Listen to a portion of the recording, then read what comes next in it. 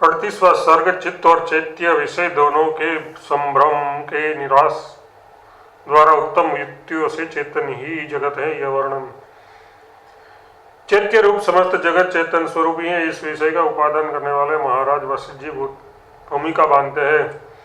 महाराज वशिष्ठ जी ने कहा, भद्र, अपने में विभिन्न मिथ्या ज्ञान से ज्ञानी अब्रह्म रूपता के ब्रह्म से विक्षिप्त हुए चित्त जगत को इस प्रकार देखता है जिस प्रकार माया दर्शन हेतु अंजन से युक्त आँख आकाश में पर्वत रूपता को और पर्वत के शिखर वन हाथी आदि को देखती है। भ्रांति से कल्पा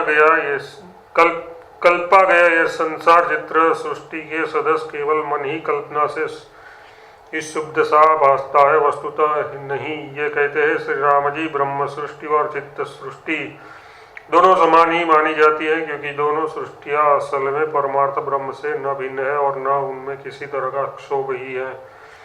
वैसा भले ही हो, इससे प्रकृत में क्या आया, इस पर कहते हैं जैसे दीवार में रहने वाला चित्र वास्तव में दीवार से अलग नहीं है, परंतु भ्रांत पुरुषों के अनुभव से अलग सा भासता है, वैसे ही ज्ञान में कल्पा गया संसार वास्तव में ज्ञान रूप होने के कारण ज्ञान से अलग नहीं है, किंतु भ्रांत पुरुषों के अनुभव रूप से अलग सा भासता है।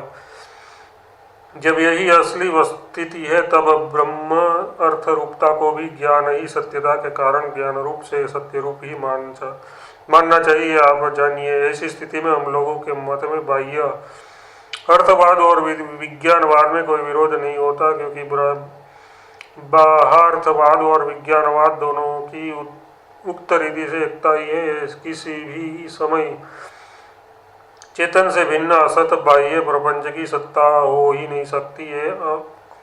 अकाट्य सिद्धांत है। जब संपूर्ण प्रपंच चिद एक रस है, चित्ती निरंतर ही अशुद्ध है और समस्त विशेषणों से निर्मुक्त है, तब शुद्ध हुए आकाश आदि पंचभूतों की भी अशांति अर्थ सिद्धि हो जाती है। इससे अंत में पूर्ण ब्रह्म रूपता ही बच गई। ये कहते हैं, शोभ शून्य तथा आकाश वायु तेज जल और पृथ्वी से शून्य एवं पूर्ण शांति से विराजमान बड़े बड़े आरंभों से युक्त वास्तव में शून्य रूप ब्रह्म सत्ता ही चारों ओर विस्तृत है, जो समस्त क्रिया कारण फल रूप ब्रह्मभूत जगत को ही प्रमाण करते हैं। ये सब कुछ ब्रह्म है, इस ब्रह्म के लिए है, उसी से सब कुछ उत्पन्न हुआ है, वही सर्वरूप है, वही चारों ओर व्याप्त है, वही सब में ओतप्रोत है, नित्य भी वही है। ऐसे सर्वात्मक ब्रह्म को नमस्कार है।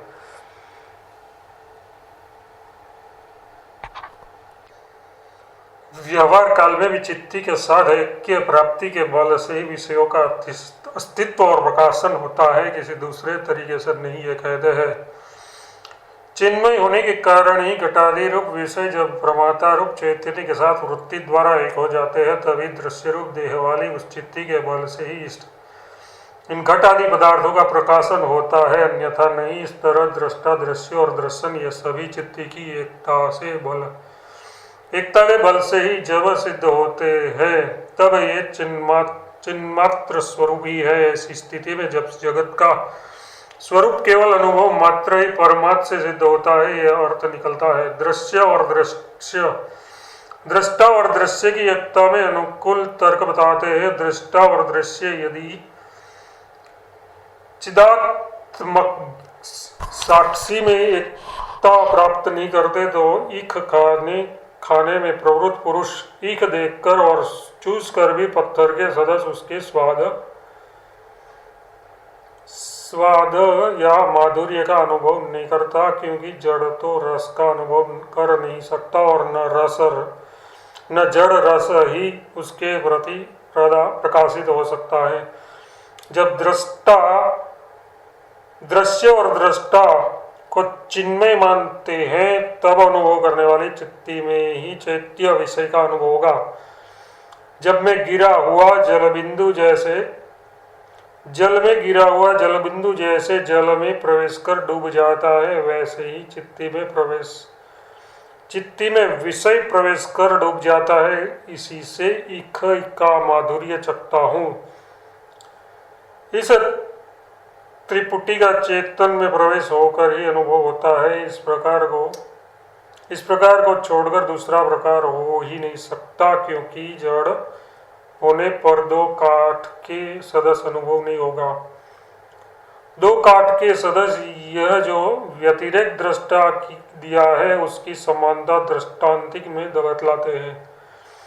एक काठ दूसरे काठ को अपना जातीय होने पर भी चेतन की एकता न होने पर जैसे नहीं जान सकता, वैसे ही दृष्टा भी चेतन की एकता से शून्य दृश्य को नहीं जान सकता। दृष्टा और दृश्य की जड़ता मान लेने पर कोई भी को दो काठ की अपेक्षा उनमें कुछ अधिकता नहीं जान सकते। ये कहते हैं काठ की जैसी स्थिति अपने सामने है वही उसका जड़ रूप है, इससे अतिरिक्त दूसरे किसी रूप को कोई नहीं जानते। अतः कथित तर्क के आधार पर समस्त दृश्य और दृष्टा चिद रूप से ही चित्ती अभिन्न है, ये सिद्ध हो गया।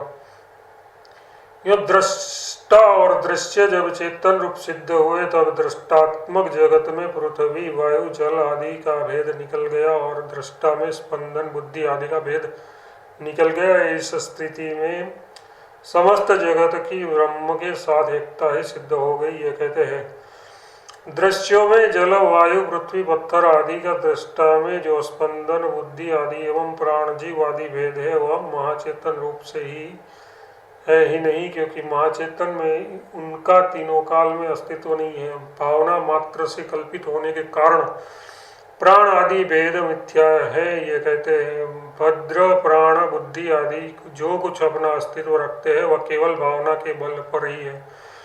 भावना तो एक चित्ती का चमत्कार है, वह इच्छा के अनुसार उदित होता है, अतः भावना मूलक प्राण आदि मिथ्या है। जगत रूप से एवं सुसुप्ति प्रलय रूप से ब्रह्म सत्ता ही स्थित है। आत्मा ही प्रसव शक्ति से आक्रांत होकर वीर्य और वट बीज रूप में मानव बन गया है, अर्थात वही भेद ब्रह्म के विवर्त रूप ही है, अतः वे मिथ्या है। वट के बीज में प्रसव शक्ति से युक्त सूक्ष्म अविकृत ब्रह्म सत्ता वाला भाग और उसमें वटादि विवर्त दिखलाते हैं। सबके सारभूत अत्यंत सूक्ष्म भाग से संपन्न बीज में जो जो सारभूत अति सूक्ष्म वस्तु है वह उस सब परमात्मा ही है। इसी सारभूत वस्तु से शाखा आदि में तत्त उत्तरोत्तर कार्य में अग्र स्थानीय बीज होता है और वह अपने स्वरूप में स्थित रहता है। जो जो जिससे सूक्ष्म होकर कारण रूप से प्रसिद्ध है वह सब तो ब्रह्मकोटि में है, और जो स्थूल होकर कार्य रूप से प्रसिद्ध है वह माया कोटि में है तथा मिथ्या है। ये जानना चाहिए। ये कहते हैं ब्रह्म ही सबसे परम अणु रूप है, इसलिए जो जो जिस अर्थ से अत्यंत सुगुण अणु है वह सब तत्त सूक्ष्म वस्तु है। ऐसी स्थिति में सर्वत्र ब्रह्म वस्तु ही स्थित है। जैसे घट आदि एक एक दृश्य द्रव्य अलग अगल बगल से ऊपर नीचे से यानी सभी ओर से द्रव्य रूपी है, उससे तनिक भी भिन्न पदार्थ नहीं है। वैसे ही सभी पदार्थ यानी जगत जिस पुरुष के द्वारा जिसकी सी रीति से परीक्षा द्वारा देखा गया वह सब सन्मात्र रूप ब्रह्म रूप ही देखा गया है, दूसरे रूप का नहीं। अविकारिता में दृष्टांत कहते हैं सैकड़ों सुवर्ण के रूपों में जैसे सुवर्णत्व ही रहता है दूसरा नहीं, वैसे ही शांत ब्रह्म के सैकड़ों जगत भाव और जीव भावों में शांत ब्रह्म रूप ही रहता है। सत ब्रह्म का सर्गरूप विवर्तों से अलोपन नहीं होता, ये बतलाते हैं। समीपस्थ पुरुष के स्वप्न के मेघ जैसे आपके कुछ नहीं है, यानी उसके आपका कुछ लोप नहीं होता, वैसे ही चिदाकाश रूप मेरे सृष्टि प्रलय आदि महाआरंभ कुछ भी नहीं है, यानी आत्मा में कुछ भी उससे नहीं होता। आकाश में कल्पित मलिनता और उसी में कल्पित गांधर्व पुत्रों की सेना जैसे आकाश रूपी है, वैसे ही ब्रह्म में कल्पित ये सारा जगत एकमात्र शांत ब्रह्म रूपी है। जैसे जल से भूमि तल में आर्द्र वट आदि का बीज महान वट आदि के रूपों में आदि का बीज महान वट आदि के वृक्षों के रूप में परिणित हो जाता है, वैसे ही हृदय के भीतर संकल्प रूप ब्रह्म ही पहले पुष्प बनकर फिर बाहर जगत रूप फल बनकर स्थिर हो जाता है। यदि परम सूक्ष्म ब्रह्म है और ब्रह्म भाव में स्थिति ही मोक्ष है, तो अणिमा आदि सिद्धियों के सदस्य ही मोक्ष हुआ। इस शंका पर कहते हैं, अहंता आदि प्रतिबंधों के दूर हो जाने पर आविर्भूत हुए निरतिशयानंद रूप एक स्वभावपन्न सत्य ज्ञानी की दृष्टि में ये सब अणिमा आदि सिद्धियां जीर्ण शीर्ण तृण के टुकड़े के सदस्य भासती है। तीनों लोगों में देवता, असुर और मनुष्य से युक्त ऐसी किसी वस्तु को मैं नहीं देखता जो एक रोमांस के सदस्य या सारे विश्व को समझने वाले महात्मा के लोभ के लिए हो। जिस किसी तरह की स्थिति करने वाले तथा जहाँ कहीं जाने वाले आत्मतत्व वेता पुरुष को किसी तरह के द्वैत संकल्प होते ही नहीं, जिस महामति की दृष्टि में सारा विश्व ही चिदाकाश रूप तथा शून्यात्मक है, ऐसे भोगादि निमित्त से शून्य तत्वज्ञ को किस निमित्त से किसी की इच्छा उत्पन्न होगी। जिसको अशेष विषयों से शांति हो चुकी है तथा जो इच्छाओं से रहित हो गया है, ऐसे वैभव एवं दरिद्रता दोनों को समान देखने वाले ब्रह्म ज्ञानी की महिमा कौन जान सकता है। भाई पुत्र आदि के मरण जीव से उसको हर्ष या शोक नहीं होता। इस आशय से कहते हैं, ज्ञानवान न मरण साधनों से मरता है और जीवन साधनों से कुछ जीता है, परंतु विशुद्ध संवित रूप आत्म प्रकाश संपन्न तथा चिदाकाश स्वरूप हुए इस महात्मा के असत भी मरण जनन अज्ञानी जनों की ही भांति से मृग तृष्णा नदी के तटों के सदस्य भ्रांत आत्मा में भासते हैं। उत्तम परीक्षा कर लेने के बाद न तो भ्रांति रहती है, न परीक्षा कर रहते हैं और न जन्म मरण रहते हैं। केवल कुछ रहता है तो वह अविनाशी प्रशांत ब्रह्म ही रहता है। तत्वज्ञानी परीक्षक के उपस्थित रहते आप कैसे कहते हैं कि परीक्षक नहीं रहते। इस पर कहते हैं, जो शांत आत्माराम संपूर्ण दृश्य प्रपंच से वैराग्य को प्राप्त होकर उपशमन को प्राप्त हो गया है, संसार सागर से पार हुआ, वह ब्रह्म भाव से विद्यमान भी देह इंद्रिय आदि से युक्त परीक्षक रूप से असत के ही अविद्यमान के ही समान भासता है। जिसके मन की गति अस्त हो चुकी है और जो आत्मा में शांत है, उसके ब्रह्मरूप से विद्यमान रहते हुए भी विद्वान लोग दीप निर्वाण की नाई उसको निर्मल निर्वाण समझते हैं, इसलिए उसको ये संसार नहीं रुचता। ये कहते हैं, बुद्धि आदि से लेकर संपूर्ण ये जगत दृश्य जिसे स्वतः नहीं रुचता, आकाश के सदस्य शांत उस पुरुष को उत्तम लोग मुक्त कहते हैं। यदि आप तत्वज्ञ है तो दीप निर्वाण के सदस्य आप निर्वाण स्वरूप है, आप वशिष्ठ रूप से कैसे है, इस आशंका पर कहते हैं, अविचार से हम है। तात्पर्य है कि अविचार से मैं वशिष्ठ रूप से प्रतीत हो रहा हूँ, विचार से कदापि नहीं। अहम भाव के अर्थ का अभाव होने से कहाँ ये जगत और कहाँ जन्म मरण आदि रूप संस्कृति। अहमर्थ का अभाव कैसे, इस आशंका पर कहते हैं, वस्तुतः चिदाकाशी अपने स्वरूप के अन्यथा ज्ञान से बुद्धि आदि के आकार से युक्त हो स्थित है और वही रूपालोक मनोरूप बाह्य एवं अभ्यंतर जगत को जानता है। श्री रामचंद्र जी, मेरे ही समान यथार्थ वस्तु के ज्ञान से भ्रांति का नाश हो जाने पर आपका मन भी जब संपूर्ण पदार्थों से शून्य हो जाएगा, तब सद्रूप सर्वात्मक आपको ही यह संपूर्ण आचरण सर्वात्मक शिव स्वरूप ही निर्वाण रूप ही अभासित होगा। समस्त आचरण का विस्तार पूर्वक वर्णन करते हैं। जो कुछ आप कर्म करते हैं, जो कुछ भक्षण करते हैं, जो कुछ हवन करते हैं, जो दान देते हैं, तो जो तप करते हैं और जो घनन गमन करते हैं, उन सबको आप अविनाशी शिवरूप ही समझिए।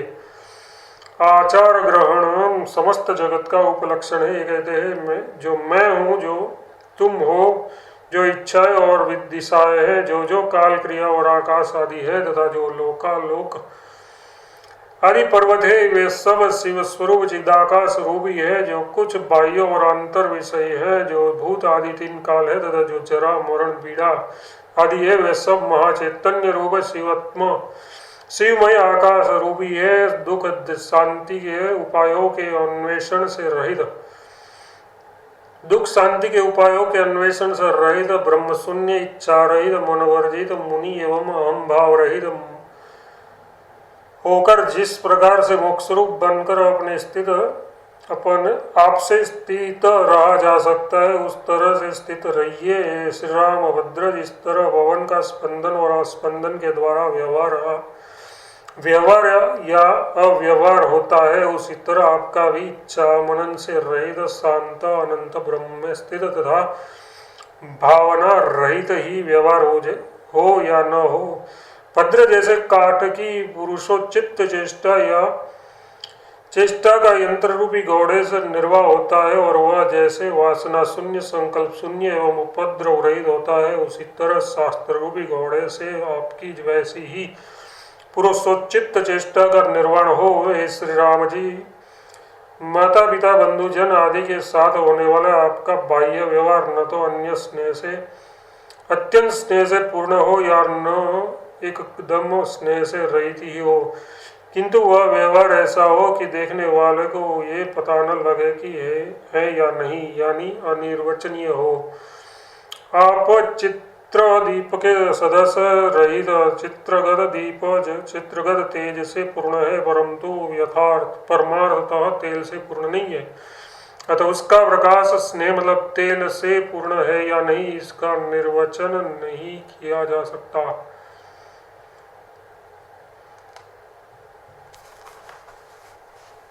उपसंहार दर्शाते हैं, भद्र जिसकी भावना मिट चुकी है, जिसको वर्तमान भोगों में कुछ रस नहीं रहा और जिससे भावी भोगों की तृष्णा भी निकल गई है, ऐसे विद्वान के लिए उत्तम शास्त्र के सिवा दूसरा कौन सा पदार्थ आत्म सुख में विश्रांति देने वाला हो सकता है।